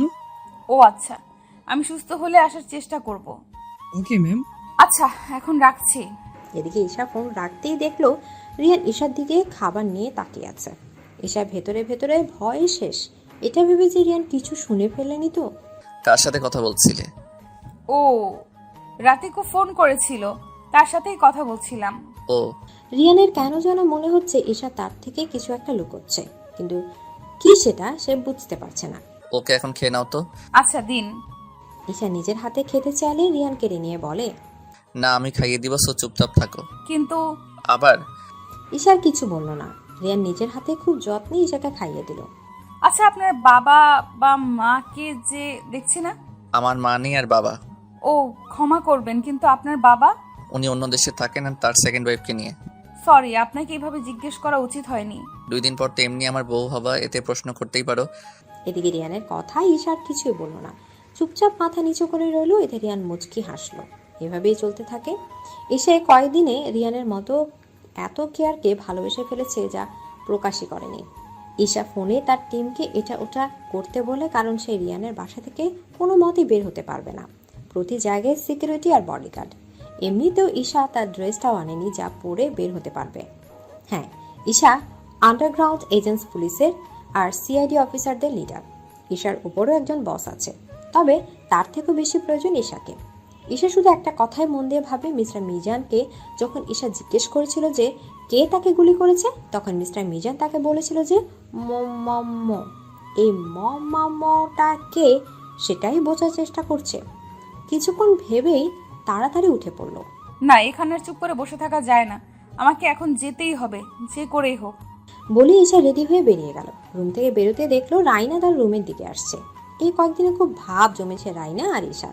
ঈশা রেডি হওয়া দেখে রাইনা জিজ্ঞেস করলো, কি হলো, কোথায় যাচ্ছ? মানে অনেকদিন তো হলো এখানে আসলাম, আমার এখন বাসায় যেতে হবে, আর এমনিতেও আমার ডিউটি আছে। তুমি এখানেই থাকবে ব্যাস। কিন্তু আপু, একটু বোঝেন, আমার যেতেই হবে। বললাম না কোথাও যেতে পারবে না। ওকে এখানে থাকবো, কিন্তু আমার পুরনো বাসাটাকেও যে ছাড়তে পারছি না। বাবার সাথে কত স্মৃতি জড়িয়ে আছে বাড়িটার। ও আচ্ছা আচ্ছা, তো যাও, সমস্যা কোথায়? আচ্ছা বলেই যেতে নিল অমনি বলল, আমাদের গার্ড তোমায় পৌঁছে দিয়ে আসবে। ঠিক আছে, তাই হবে। তারপর রিয়ানদের এক গাড়িতে করে ঈশাকে তার বাসায় পৌঁছে দিয়ে আসলো। ঈশা বাসায় পৌঁছতে তার পোশাক পরে আন্ডারগ্রাউন্ড দিয়ে গাড়ি নিয়ে বেরিয়ে পড়লো। ঈশা আবার সেই জায়গায় আসলো আর রাত পর্যন্ত অপেক্ষা করতে লাগলো।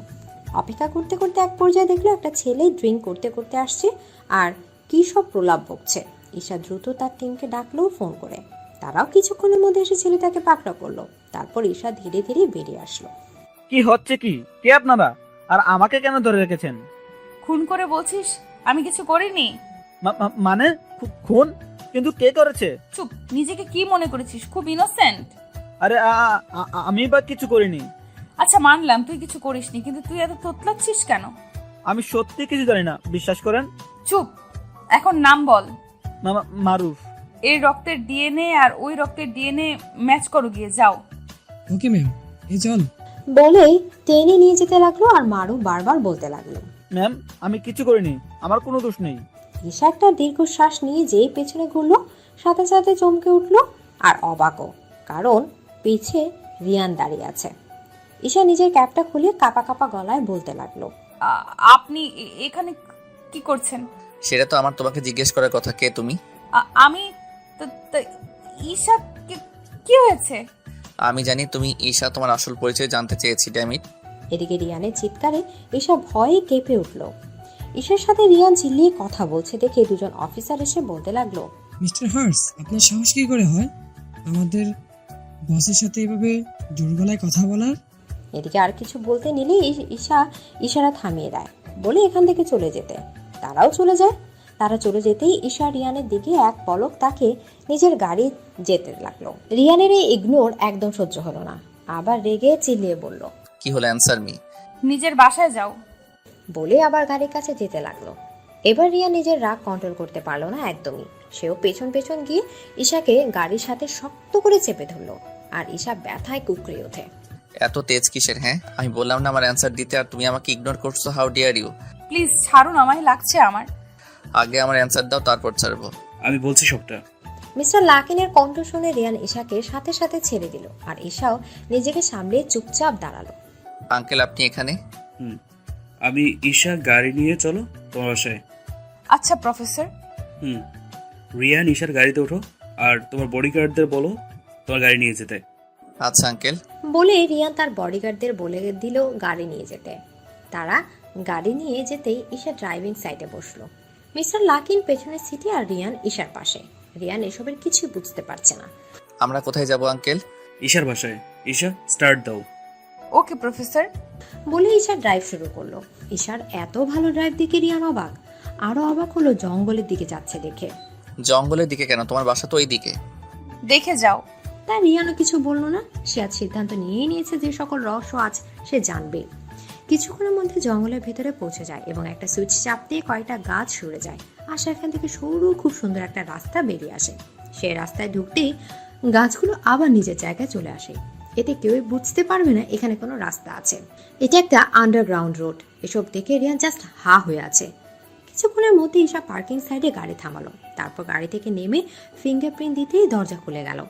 তারপর মিস্টার লাকিন আর রিয়ানকে ভেতরে আসতে বলে। রিয়ান চারদিকে তাকিয়ে তাকে শুধু দেখছে। ঈশার সাথে গিয়ে এক সাইডের সোফায় বসলো। এবার বলো কি কি জানতে চাও ঈশার ব্যাপারে? সবটাই। বেশ, বলছি। আর ঈশা, তোমার মনে নিশ্চয়ই প্রশ্ন এসছে রিয়ানকে কি করে চিনি? তাহলে শোনো, রিয়ানকে আমি ছোট থেকেই চিনি। রিয়ানের বাবা আমার বন্ধু ছিল, তাই রিয়ান আমায় আঙ্কেল বলে ডাকে। আমিও রিয়ানকে নিজের ছেলের মতো ভালোবাসি এবং বিশ্বাসযোগ্য।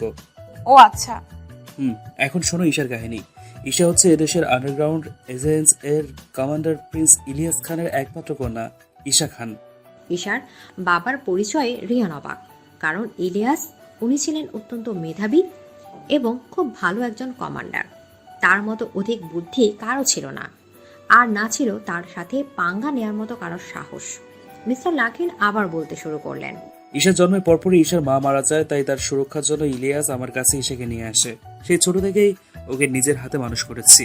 ইলিয়াসও আসতো তার মেয়ের সাথে দেখা করতে। বেশ ভালোই চলছিল দিনকাল। যতদিন দিন যেতে লাগলো, ঈশারও এইসব রহস্যময় কাজে তার আগ্রহ বাড়তে থাকে এবং অনেক কিছু জানার আগ্রহ ওঠে। তাই সে সারাক্ষণ বই নিয়ে পড়ে থাকতো।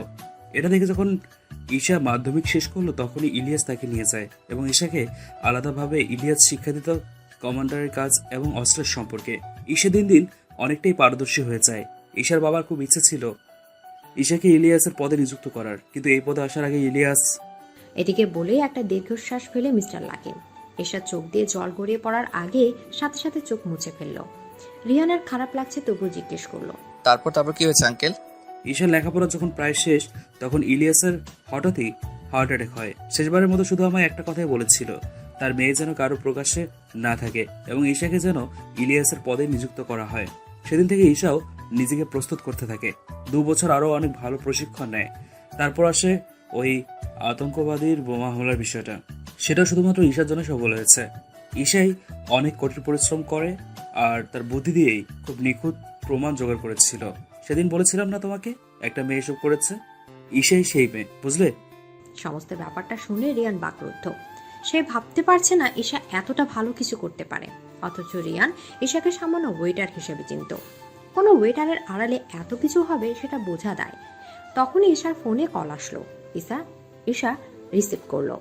হ্যালো, আচ্ছা এখন ওকে পিটিয়ে সত্যিটা পেট থেকে বের করো। আচ্ছা এখন রাখছি, কাল সকালে দেখা হবে। বলেই ঈশা ফোন কেটে দিল। কি হয়েছে?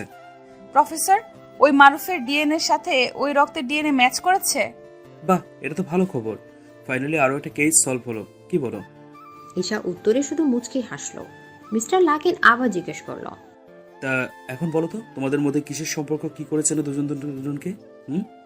ঈশা তো চুপসে গেল আর মাথা নিচু করে রইল। রিয়ান হেসে সবটা খুলে বলল। সব শুনে মিস্টার লাকিন বলে ওঠে, বিয়ে করবা ঠিক আছে, তবে এখনই। মিস্টার লাকিন এর কথায় ঈশা আর রিয়ান হতবাক। কি বলতে চাইছে মিস্টার লাকিন? মানে? তোমার জীবন বিপদে আছে ঈশা। তোমার আর রিয়ানের বিয়ে পাবলিকের সামনে হওয়াটা খুবই সমস্যার, তাই বলছি আমার কথা শোনো। কিন্তু ঈশা পাবলিকের সামনে গেলে কি সমস্যা হবে আঙ্কেল? কারণ ইলিয়াসের ইচ্ছে তার মেয়েকে যেন প্রকাশ্যে বিয়ে দেয়া না হয়। ও, তাহলে তো এখনই হওয়া উচিত। ঈশা, তুমি রাজি? ঈশা একবার মিস্টার লাকিনের দিকে তাকালো। সে ইশারা করলো রিল্যাক্স। বাবার মৃত্যুর পর প্রফেসরকেই নিজের বাবা বলে মেনেছি। আর কি?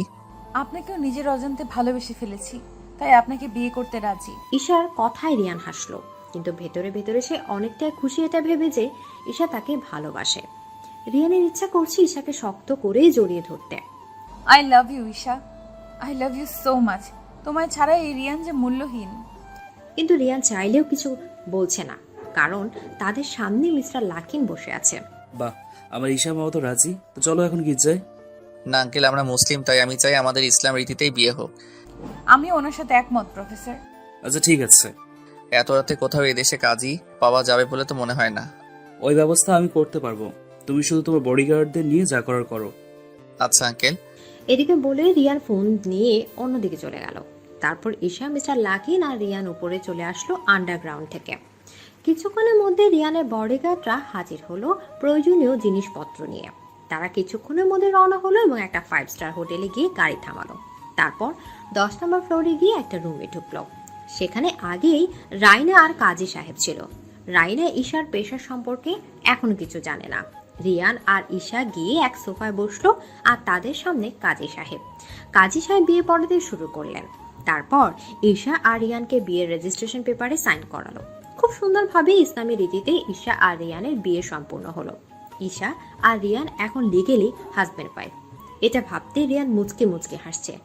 সাক্ষী হিসেবে মিস্টার লাকিন আর রাইনা ছিল, তাই তাদেরও সাইন নেওয়া হলো।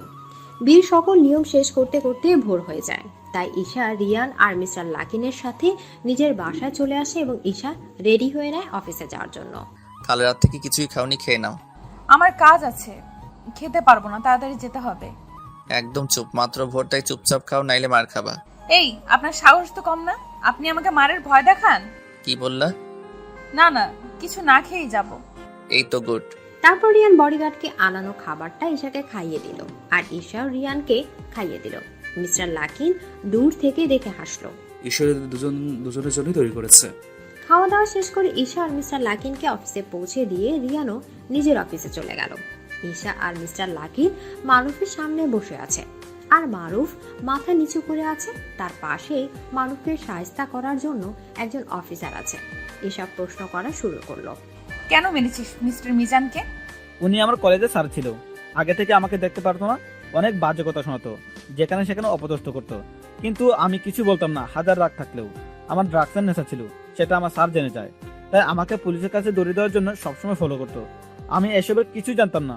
ওই দিন ফ্যাক্টরিতে ড্রাগসের জন্যই বসেছিলাম, অমনি স্যার আমার সামনে এসে হাজির হয় এবং হুমকি দেয় আমাকে পুলিশের হাতে দৌড়ে দিবে।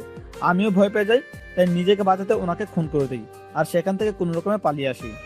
আচ্ছা, সবই বুঝলাম, কিন্তু তোমার ব্লাড সেখানে কেন ছিল? আসলে আমার হাত কেটে গিয়েছিল স্যারের সাথে ধস্তাধস্তি করার সময়। সামান্য রাইটসের জন্য একজন নিরপরাধ মানুষকে খুন করতে পারে? প্লিজ স্যার, আমাকে ক্ষমা করে দিন, আমি অনেক বড় ভুল করেছি নিজের অজান্তে। এটা ভুল নয়, অনেক বড় অন্যায় করেছিস তুই। তোর জন্য ফাঁসির শাস্তিও আমার কাছে কম মনে হচ্ছে। ছি, সামান্য ড্রাগসের জন্য একটা ফ্যামিলিকে ছাড়খাড় করে দিলি। একবারও ভাবলি না তোরও একটা পরিবার আছে? মিস্টার মিজার তোর বাবার মতোই তো ছিল নাকি? ঈশার কথায় মারুফ কাঁদতেই লাগলো। একে নিয়ে যাও, কালই এর আদালতের রায় হবে। Okay ma'am. তারপর মারুফকে নিয়ে গেল। ঈশা চুপচাপ বসে রইল। মিস্টার লাকি ঈশার কাঁধে হাত রেখে বলল, রিল্যাক্স, আমি এর পরেরটা দেখে নেব। প্রফেসর। আচ্ছা, একটা কথা বলো তো, তুমি জানলে কি করে যে এই মারুফি খুন করেছে? মিস্টার লাকিন প্রশ্নে ঈশা মুচকি হাসলো। মিস্টার লাকিন আবার ভ্রু কুঁচকে বলল, কি হলো বলো।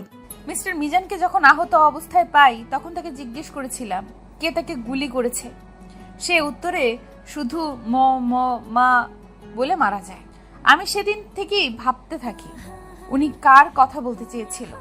পরদিন যখন ওনারা খুনের তদন্ত করতে থাকে তখন রক্ত আর কিছু ড্রাগস পাই, সেগুলোকে ফরেন্সিকে পাঠিয়ে দেই, কিন্তু এগুলো কোনোটাই মিস্টার মিজানের ডিএনএ ম্যাচ করেনি, আর ড্রাগসও মিস্টার মিজানের ব্লাডে পাওয়া যায়নি। সন্দেহ আরো বাড়ে। তারপর একদিন হুট করে মাথায় এলো মিস্টার মিজানের বলা শেষের কথা। তাই ওনার যত রিলেটিভস, ফ্যামিলি, স্টুডেন্ট আর টিচার্স, বন্ধু বান্ধব সবার নামে খোঁজ নিলাম, কার নামের মধ্যে এম আছে প্রথমে। সো এরকম অনেকেরই খোঁজ পেলাম, কিন্তু কাকে ছেড়ে কাকে বলবো তা ঠিক বুঝতে পারলাম না। পরে আবার মনে হলো এখানে যেহেতু ড্রাগস পাওয়া গেছে, তাহলে যে ড্রাগস নিয়েছে সে আবার আসবে। তাই কাল রাত পর্যন্ত অপেক্ষা করলাম। রাতে দেখি মারুফ সেখানে ড্রাগসের জন্য এসেছে, তখনই পাকড়াও করি ব্যাটাকে। বাহ, খুব ভালো পরিকল্পনা। আচ্ছা প্রফেসর, আমার রেস্টুরেন্টে যেতে হবে। আচ্ছা চলো, তুমি পৌঁছে দিয়ে আসি। আচ্ছা প্রফেসর। তারপর ঈশা চেঞ্জ করে মিস্টার লাকিনের সাথে রেস্টুরেন্টে চলে যায়। গাড়ি থেকে নেমে ম্যামের সাথে দেখা করে কাজে লেগে পড়ে। রাতিকু ঈশাকে দেখে অনেক খুশি হয়েছে। হঠাৎ টিভিতে ঈশা আর রিয়ানের করা শুট দেখতে লাগলো। উপস্থিত সবাই ঈশার দিকে অবাক চোখে তাকিয়ে আছে, সাথে রাতিকু। ঈশা একটি ঢোক গিলল, কারণ সবাই ঈশার চারিদিকে জমা হয়ে গেছে আর নানা ধরনের প্রশ্ন করছে, ছবি তুলতে চাইছে। ঈশা কি করবে বুঝতে পারছে না। এমন সময় রিয়ানের বডিগার্ডস ভিড় ঠেলে ঈশার কাছে আসলো আর সবাইকে সরিয়ে দিতে লাগলো। এতে ঈশা একটা স্বস্তির নিঃশ্বাস ফেলে। বডিগার্ডসরা পাবলিককে সরিয়ে দিতে রিয়ান ঈশার কাছে চলে আসে। পাবলিকের চিৎকার চেঁচামেচি আরো বেড়ে যায়। তুমি ঠিক আছো তো? তোমার কিছু হয়নি তো? ঠিক আছে। তোমাকে এখানে কে আসতে বলেছে? হ্যাঁ সরি, আসলে এখানে হয়েছে, আর বাহানা করা লাগবে না। এই রেস্টুরেন্টের মালিককে ডাকো। বডিগার্ড ডাকতে চলে গেল, আর এদিকে পাবলিকের হইচই যেন বাড়তেই লাগলো। একসময় নিউজ চ্যানেলের লোকরাও এসে হাজির হয় এবং সরাসরি টিভিতে দেখাচ্ছে সবকিছু। মিডিয়ার লোকরা তো একটার পর একটা প্রশ্ন করেই যাচ্ছে। ঈশা কে হয় আপনার? ওনাকে বকছেন কেন? ওনার জন্য এখানে আসার কারণ কি? কিন্তু রিয়ান এসব উত্তর দেওয়ার প্রয়োজন মনে করছে না। এক পর্যায়ে অনেক বিরক্তি আর রাগী হয়ে বলল, she is my wife and I save her. Any problem? Riyan married. এটা শুনে সবাই অবাক। শুরু হলো আরো হাজার দফা প্রশ্ন। ঈশার এসব জাস্ট বিরক্ত লাগছে। এমন সময় ম্যাম আসলো। ইয়েস স্যার, কিছু বলবেন? ঈশা আর এখানে কাজ করবে না। কিন্তু কেন স্যার? আমার ওয়াইফের এই ধরনের জব করার দরকার মনে করছি না। হোয়াট? ঈশা আপনার ওয়াইফ? এখন আমরা আসছি বলে ঈশার হাত ধরে বেরিয়ে আসলো। এই পুরোটুকুই সব জায়গায় ছড়িয়ে গেল। ঈশা রিয়ানের বাসায় আছে। বাসায় আসার পর থেকে টানা 10 দিন ঈশা একটা কথাও বলছে না। রিয়ানের সাথে মুখ ভার করে বসে আছে, খাচ্ছেও না ঠিক মতো। এই প্রবলেম কি তোমার? এমন করছো কেন আমার সাথে? কথা বলবেন না আমার সাথে। বলেই যে রিয়ানের সামনে থেকে উঠতে নেবে, রিয়ান রেগে ঈশার হাত ধরে হেঁচকা টান দেয়। তবে এতে ঈশা রিয়ানের বুকে গিয়ে পড়ে। রিয়ানের কাণ্ডে ঈশা অনেকটা অবাক, তবু ছাড়ানোর চেষ্টা করতে লাগলো। করছেনটা কি? ছাড়ুন আমায়। আমার বউকে ধরলে তোমার এত অসুবিধা হয় কেন বলো তো? Are you jealous? ফালতু কথা কম বলেন আর ছাড়ুন আমায়। আচ্ছা ছাড়বো, তার আগে একটা পাপ্পা দাও। আমার বইই গেছে দিতে, ছাড়ুন। ওকে আমি নিয়ে নিচ্ছি। বলে রিয়া নিজের ঠোঁট দুটো দিয়ে ঈশার ঠোঁট দুটো আঁকড়ে ধরলো। ঈশার চোখ দুটো রসগোল্লার মতো হয়ে গেল। তারপর ছড়ানোর বৃথা চেষ্টা করতে লাগলো। প্রায় অনেকক্ষণ পর রিয়ান ঈশাকে ছাড়ালো। এবার বলো তোমার প্রবলেম কি? কেন আমার সাথে কথা বলছো না? তাড়াতাড়ি বলো, নইলে আবার। না না বলছি। এই তো গুড, তাড়াতাড়ি। তখন আপনি ওয়েটারদের অসম্মান দিয়ে কথা বলছিলেন, তাই। কাজ ছোট হোক বা বড়, মানুষের ভালোর জন্যই তো করে, তাই না? তাই এইভাবে অসম্মান করা মোটেও উচিত না। ওরাও মানুষ, সেটা ভুলে যান। আর আমি নিজেই তো ওয়েটার ছিলাম তো। আচ্ছা বাবা, ভুল হয়েছে, এবার তো কথা বলো। শাস্তি পেতে হবে। আবার কি শাস্তি? কান ধরে উঠবস। হোয়াট? মিস্টার রিয়ান হার্শ, যা বলছি করুন। আমি কিন্তু কমান্ডার, চাইলে আপনাকে সবকিছু করতে পারি, এমনকি আপনার কোম্পানিকেই নিজের করতে পারবো। যথাজ্ঞা ম্যাডাম, যদি আমার কোম্পানি চলে যায় তাহলে এমন শুকনো কাঠ বউটাকে কি খাওয়াবো? কি বললেন? আমি শুকনো কাঠ? তা নয় তো কি। দাঁড়ান, দেখাচ্ছি মজা। বলে ঈশা রিয়ানের পিছু ছুটতে শুরু করলো। পুরো বাড়ি দৌড়ালো। পরে রুমে এসে বালিশ নিয়ে টানাটানি শুরু হয়ে যায়। ফলে সব তুলোগুলো দিয়ে পুরো রুম ভরে গেল। ঈশা রিয়ানকে ধাক্কা দিয়ে তুলোতে ফেলে দিল আর খিলখিল করে হাসতে লাগলো। আমাকে রাগানোর শাস্তি এটাই, বলেই হাসতে লাগলো ঈশা। আর রিয়ান কিছুটা বলে উঠলো, আমাকে রাগানোর শাস্তিও তোমায় দেখাচ্ছি। বলে ঈশাকে টেনে ফেলে দিল। আজ দুইজন খুব খুশি। হাসতে হাসতে একজন আরেকজনের দিকে তুলো ছুটছে। এর মধ্যে রাইনা এসে রুমের অবস্থা দেখে অবাক। এই তোরা কি বাচ্চা? এই কি অবস্থা করেছিস রুমের? ফাসলামোর একটা সীমা থাকা উচিত। ও তাই নাকি? বলে রাইনাকে এনে তুলোর বিছানায় ফেললো। রিয়ান আর ঈশা তো হাসতে হাসতে শেষ, রাইনা তো রেগে মেগে শেষ। এই চলছে তাদের জীবন। ঈশা এখন একজন মডেল হিসেবে পরিচিত, তবে রিয়ান ঈশাকে তেমন করতে দেয় না, আর নিজেও খুব কম করে। করলো ঈশাকে নিয়ে করে। আর ঈশার তো ডিটেকটিভ আছেই, আর রিয়ানের অফিস। ব্যস্ততার মাঝেও তাদের দুজনের ভালোবাসা এক ফোঁটা কমেনি। হাজারো ব্যস্ততা থাকলেও দুজন দুজনকে বিভিন্ন কাজে হেল্প করে এসেছে। এর মাঝে ঈশা প্রেগনেন্ট হয়। খবরটা শুনে রিয়ানকে যে কি খুশি ভাষায় প্রকাশ করার মতো না। 5 বছর পর। হে পাপ্পা, জানো আমি ওত মাম্মামে মুতু কোলে মডেল ছেতেছি। কামি তো আমার আতুংকুলা পুতুংটা কুলেতে। বাহ, আমার আম্মুটা তো দেখছি খুব জিনিয়াস। ও আত্তা পাপ্পা, মামা একুনি আতেন তেনু। কিছুক্ষণের মধ্যে চলে আসবে সোনা। এই তো আমি মাম্মামের কাছে চলে এসেছি। ঈশাকে দেখে ইফা রিয়ানকে ছেড়ে ঈশাকে শক্ত করে জড়িয়ে ধরল। তুমি খুব পসা, আমালে তেলে কোথায় যাও? কত মিট কলি তোমালে দানো।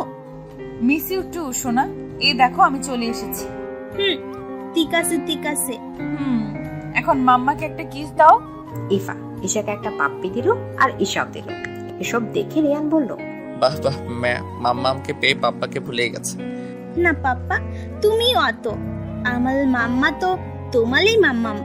ইফার কথা শুনে ঈশা ঠোঁটে কামড় দিল। রিয়ান তো এতে রেগে গেল। ওইটা তোমার মাম্মাম, আমার না। ওইটা আমার বউ, বুঝলা? বউ কখনো মাম্মাম হয় না। খাম্মাও কি হয় না? ইফার কথাতে ঈশা তো হাসতে হাসতে পড়ে যাচ্ছে, আর রিয়ান তো আরো রেগে গেল। কি বললে খাম্মা? তারাও দেখাচ্ছি মজা। বলে বাবা মেয়ে পুরো বাড়ি দৌড়াতে লাগলো। আর ঈশা সেখানে দাঁড়িয়ে হাসতে হাসতে বসে পড়ল। সত্যি এই দুটোকে নিয়ে আর পারি না। রাতে ঈশা শুয়ে আছে। যেই রিয়ান ঈশার পাশে শুলো, ও ইফা রিয়ানকে ধাক্কিয়ে দুজনের মাঝখানে এসে শুলো। রিয়ান নিজের ফেস অসহায় করে বলতে লাগলো, হে আল্লাহ, কি দুশমনি করে আমাকে এমন এক বজ্জাত মেয়ে দিলা যে কিনা একটুর জন্য বউয়ের ধারে কাছে যেতে দেয় না। ইফা, একটা কথা বলো তো, তুই কি সত্যি আমার মেয়ে? মেয়ে হয়ে বাবার সাথে এত শত্রুতা কিসের? আমি তোমার মেয়ে না, আমি আমার মাম্মামের মেয়ে। বলে ঈশার গায়ে হাত পা দিয়ে ঘুমিয়ে পড়লো। আর ঈশা তো হাসছে রিয়ানের অবস্থা দেখে। এটা প্রতিদিনের রুটিন। সারাক্ষণ ঈশাকে নিয়ে বাবা আর মেয়ের ঝগড়া লেগেই থাকে। ঈশা তো এদের দুজনের কাহিনী দেখতে দেখতে বিরক্ত। খাওয়ার সময়, ঘুমানোর সময়, ঘুরতে যাওয়ার সময়, বলতে গেলে দিন রাত 24 ঘন্টায়। রিয়ান ইফাকে একটা ধমক দিলে ইফা 2টা দেয়। তবে যতই ঝগড়া হোক দুজন আবার মিলেও যায়। বেঁচে থাকুক এমন খুনসুটি ভালোবাসা। আর ভালোবাসার পরিবারগুলো এরকমই দুষ্টু মিষ্টির মতোই হোক।